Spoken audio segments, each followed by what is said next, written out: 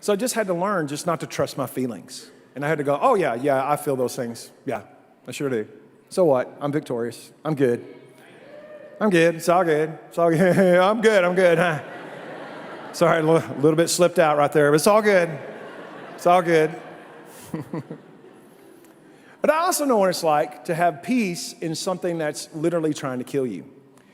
A few years ago, I was involved in a scuba accident. And I'm about to tell you this story and tell you what God did for me and tell you how not only we miraculously survived it, but spoiler alert, I live. Okay. But I also have a good friend of mine that I'd like to invite to come up here and help me tell this story. My friends, guys, Jamie Cashion is in the house. Everybody give Jamie a great big hand clap. Oh, yeah. Brother James Harold Cashion III. Now, Jamie and I have been good friends since we were little bitty kids. I actually met Jamie in the 3rd grade. He was a 2nd grader, and I was a 3rd grader. And I met him because I met him in the spanking line at the principal's office. It's a true story. It's true. That's true. I would get sent to the office nearly every day to get a spanking, and he was always in there waiting to get his spanking. Because he was demonic. Thank you, Jesus, for saving him and bringing him where he is today. Woo! He was going down the wrong path. Are you talking about me? Dude, I was good till I started hanging out with you. It's so true. It's so true. You have ruined me. You better be nice. I will. I know your stories too. So, anyway, we have we've been good friends ever since then. And then what's really cool is when I got saved. And you remember when I got saved, and you remember what a big deal that was. Was it? Y'all, he would come to my apartment. I'll never forget, I was watching True Grit. And who does not love True Grit? The original I love True Grit. And he's banging on the door, and he's like, Grit. Jesus loves you. And I'm like, I have a beer on my mic. Well, I'm watching True Wouldn't Grit. open the door. Would not open the door, because I thought he'd lost his mind, truly. I'm being serious, because, you was crazy, and now you're not. Thank you, Jesus. Thank you. You know what? This is a good opportunity for you to publicly repent.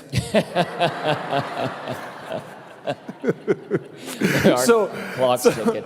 Okay. So just to kind of back up, now there have been 3 times in your life that you were certainly going to die.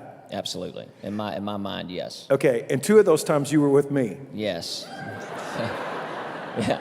So what's the common denominator in that thing? Yeah. You're the problem. It's It ain't me. I'm safe. And he wonders why my wife won't let me travel with him. That's why he hangs around Trey a lot, because Trey is safe. So honestly, we nearly got killed in the prison in Colombia that time, and we would have certainly been murdered if the Lord didn't intervene. Agreed. And do a tremendous miracle. And the guards actually put us in a room and wanted them to murder us, because the last missionaries, they killed them. Yeah. They killed them. Of course, they left that information out. They didn't tell us that. Oh, you made it. Good for you. Yeah, exactly. Like, thanks. So, And then another time was when you were 16 years old. Right. And you were burned, and you were on the fire department in Joshua, and you were burned. And how badly were you burned, Jamie? 36%. 36% of your body, 3rd degree. 3rd degree. And I remember the day of, I went to the hospital, and they were like, he will certainly die. He's not going to make it.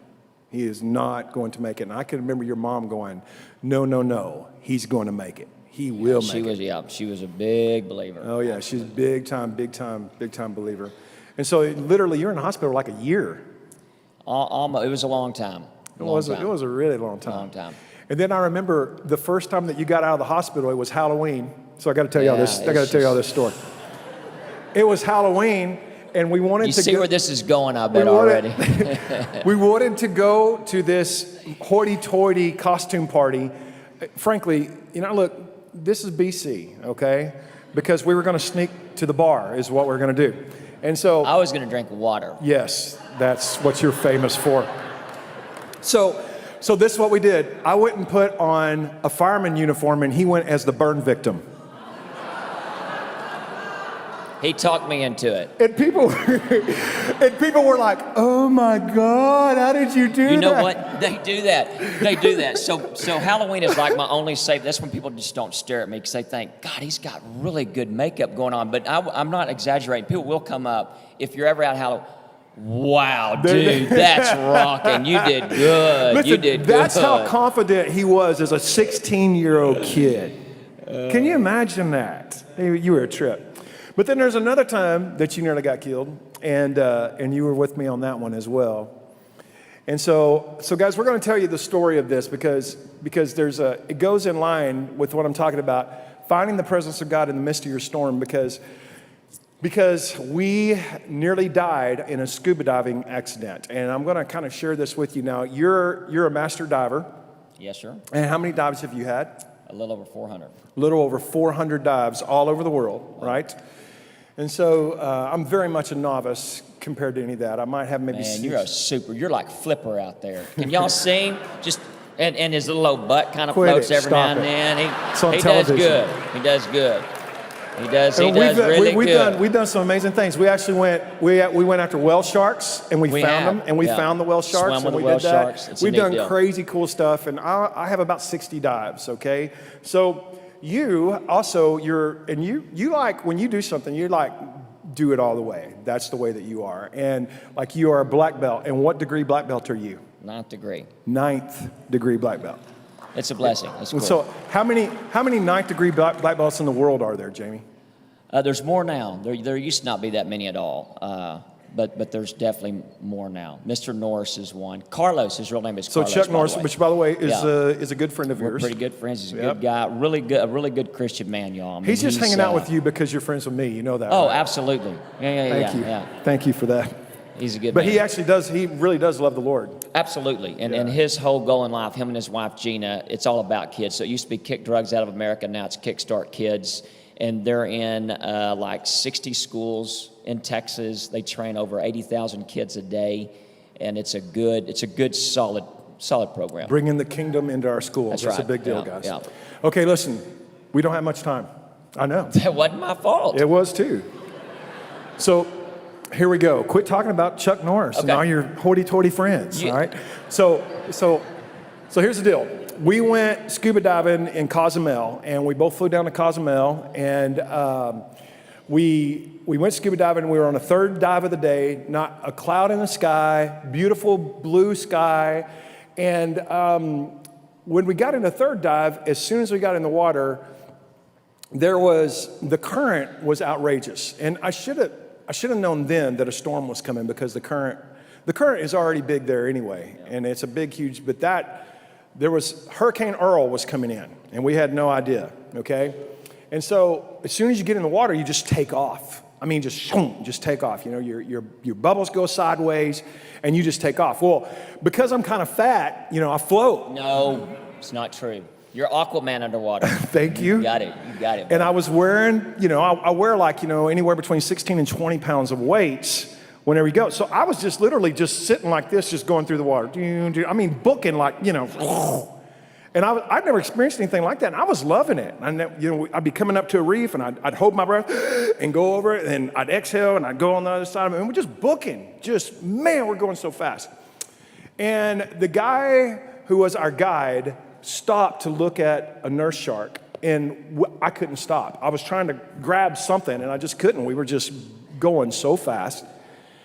And so I finally got a hold of a reef, but I was probably, a good 20, 30 yards away from them. And you blew on by. And thanks for your help, by the way. Thank you for that. No, you did. You blew by. So you blew right by. You did say I could share part of the story. Because if I'm not, I'm telling you, he'll take the whole thing hostage.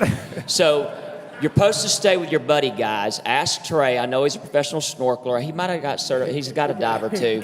So anyway, really, the whole idea is that you have a partner for a reason. So you stay with your dive buddy. And the current is so bad that when you do a backwards roll, your mask, if you're not hanging on to it, which is why they have you, it'll come right off it'll your spin face. right off. And the visibility was always kind of getting murky. But this guy should never stop the crew because it would be equivalent to you going up against a fire hose in a pool. You're not going to beat the current of the ocean.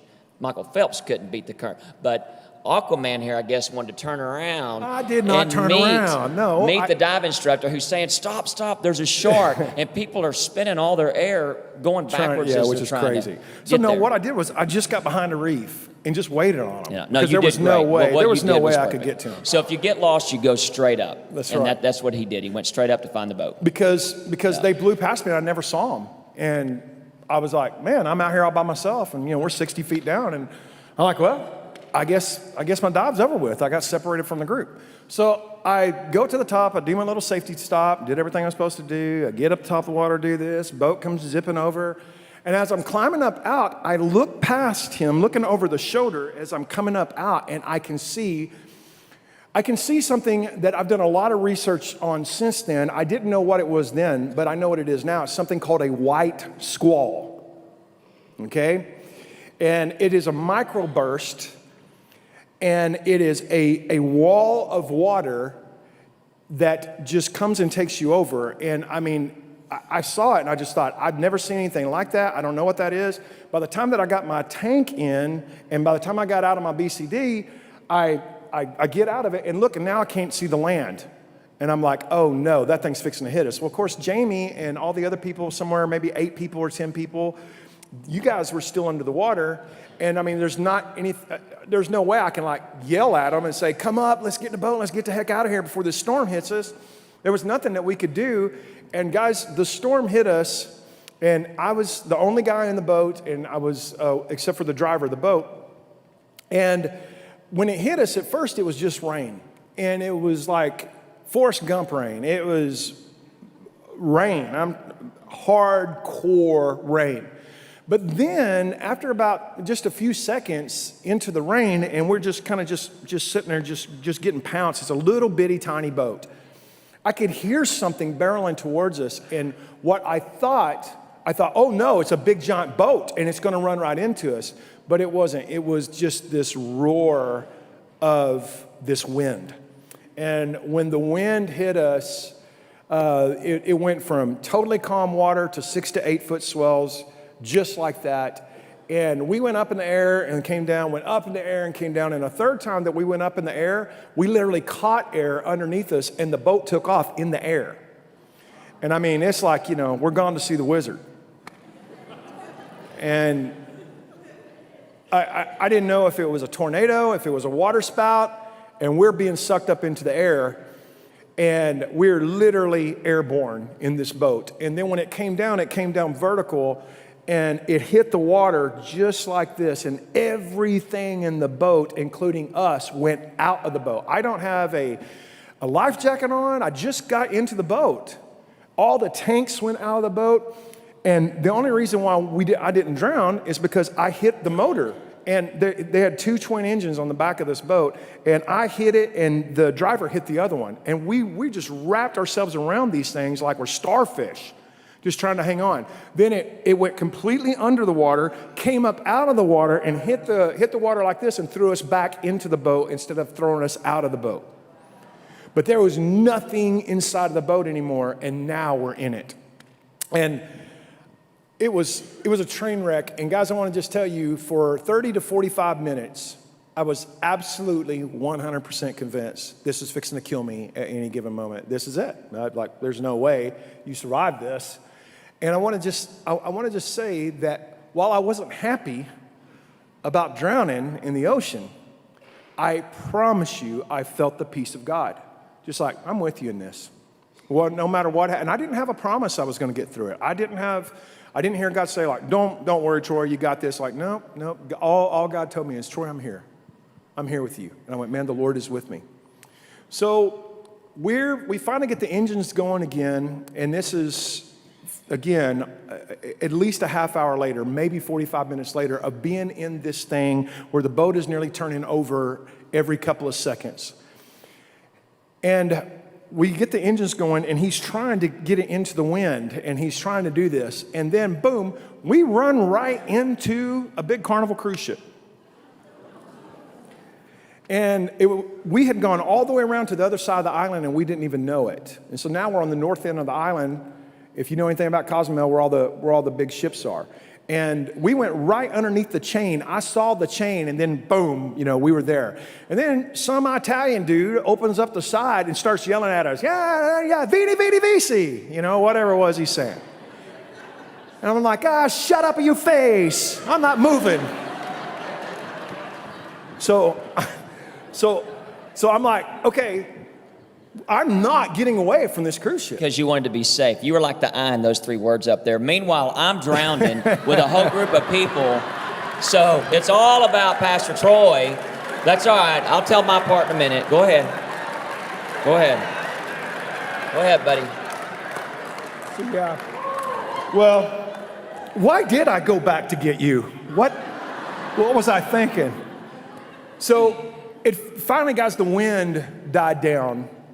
And this guy that was driving our boat, he's like, look, sun's going down and it's dark. I mean, guys, it was just dark. And because it was a tropical storm. I mean, it was the tropical, it had hit. There was no boat. When we went out, lots of boats, pretty sunshine. This was about 3:30 in the afternoon. We came back, pitch black, 6-foot swells, no boats. No boats. And so he wants to go home. The driver does. Yeah. He's like, let's go call the Mexican Coast Guard. Said nobody ever in the history of the planet Earth. Like, I'm not gonna call the Mexican Coast Guard. I'm like, no, man, we gotta go out there. And the guy couldn't speak any English at all, but he knew one bad word, which I'm not gonna repeat. And he just kept saying this bad word over and over again. I'm like, come on, man, let's go. So we went back out there, but honestly, guys, that's when I was scared. That's when I got scared. When we went back out into the storm, and so we'd put all of our cell phones in a plastic bag that was in the glove box. I opened up the glove box, pulled out my phone. It's raining so hard. I called Jerry. Jerry Sellers answered the phone, and I'm like, dude, I'm in a bad storm. Jamie is still in the water. Everybody else is still in the water. I don't know how we're going to find anybody. We can't see anything. And it's bad. And that's all I got out. And then the rain killed my phone. That's how hard it was raining. So I just took my phone, just chunked it. It's over. And like, let's go. I lost my flip-flops. I'm sorry. Those are your favorite flip-flops? I'm very sorry. So what happened to you? What happened to me is you're safely on the boat. Where were you at, man? I needed you.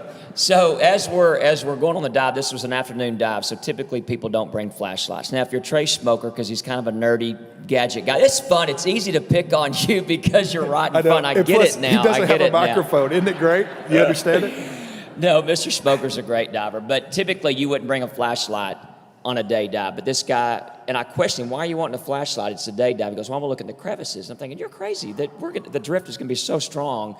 But in saying that, we're in the water 47 minutes according to my dive computer. And we decide to stay under because we're safe there. Nothing's going to hit us. We can't see, so we don't. Did y'all hear that part? What did you say he was? I safe. know. Was I safe? No.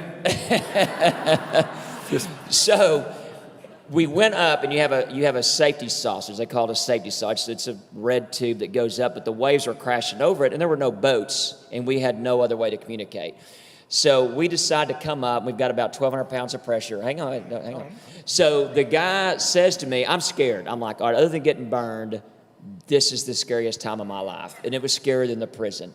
So I'm thinking, well, this is it. I'm going to die. And I don't make deals with God. And I can't say I was at peace like he was. I was still like, God, I don't want to die. I mean, come on, I got lots to do. Whereas you were very peaceful. So in saying that, I came up, and this guy says to me, and I do find it very comical, and he's with a lady that we didn't know. No one knew each other in the group. It was just them two. He's like, well, at least you're a fireman. I'm thinking, okay, so I'm a fireman. I'm a water rescue out here, no problem. But it really, at that point, I thought, all right, this guy's kind of dependent on me as a master scuba diver to pull him through this. So I'm telling him, all right, guys, we can't see anything, but I'm pretty sure that land is this way. Let's turn backwards and start kicking, and just kick like you've never kicked before. Well, him and this girl are kind of lollygagging around and not taking it near as serious. And I'm eventually leaving them like, guys, let's go this way. In about 40 45 minutes into it, or 46 minutes, the guy has his flashlight, and he's been doing this the whole time. And then all of a sudden we hear a motor, and we see through the break of the storm, Pastor Troy, my hero here, and he's screaming, Jamie, I saw the light, I saw the light, I saw the light. And not even knowing at that point how biblical that is. And I knew. And I was crying. I was crying so bad, just because I cry, it's what I do. It's my feminine side of me. So I'm crying. He wasn't crying. He wasn't crying at all. Can I tell you how sickening it is? You were trying to show everybody your muscle when you were doing that. See, this is the love I get. So he really was actually very calm. But what was, to me, impactful is when we got back, I was wanting to talk about it. Because to me, I was pretty fired. I'm like, all right, this is 3 times I've survived. This is cool. So I'm like, man, let's talk. And he's like, I can't really comprehend what just happened to me. This was a big miracle, and I need to digest what happened to me. Whereas I'm thinking, oh, what a wimp! Come on, dude. But it affects different people in different ways. But there's over 40 Bible verses that mention Jesus and the storm, and I can assure you, I'd have been a lot more panicked, a lot more scared had I not known Him, and not knowing that He's brought me through storms like that in the past. That you got me into, by the way. I wouldn't have been in the storms had I not been with you. But did y'all cut my mic off? No, it's fine. It's fine. I'm like, I can't hear. Wow, I'm like, wait on. So here's what he's not telling you is we found everybody. They were miles apart. Yeah. They were miles apart. They weren't just by each other. They were miles apart out in the And there was a Gulf. 13-year-old girl, and this was her open water dive with her mom. Yep. So this was her first dive in the ocean, and that was her experience. And when they came up, the mom and the 13-year-old daughter was holding on to each other, and the storm was so bad they still got separated. That's how bad the storm was. And so we found the mama before we found that 13-year-old girl. And man, when she got in the boat and found out that her daughter was still in the water, she went postal. And guys, I just can't tell you. I saw a light, and on the way to the light, we came across every single person. Yeah. That's crazy cool. Yeah, praise the Lord. Okay. Well, guys, listen. Oh, sorry. I did this last time I got up, Sit so I thought he was down. through. Be still, man. So listen. I want to close. We've gone way over, and I want to close by saying this. Remember what I said at the very beginning. Jesus is there when you don't know He's there, right? And then also, many times it's Jesus when you don't know it's Jesus. There's 2 things that I walked away from there so grateful for. Number one is I'm so glad I know how to find the presence of God. And if you don't get anything else out of today, if you just get this, that you need to develop a skill set for being able to find the manifest presence of God. And the second thing that I was so grateful for was this. I was so glad I had somebody to call. I was so grateful that I had somebody to call to stop what they're doing and to pray for me. And you need that. Every single one of us in here need this. I'm going to say this broadly to everybody and just say this. If you're surrounded by people who do not love you and who do not celebrate you and do not think you're awesome, give those people the left foot of fellowship and find your tribe. And you find some people who love you and see you as a woman of God or as a man of God and say, I'm going to stop doing what I'm doing right now, man, and I'm going to pray for you. And you need those kinds of people within your life.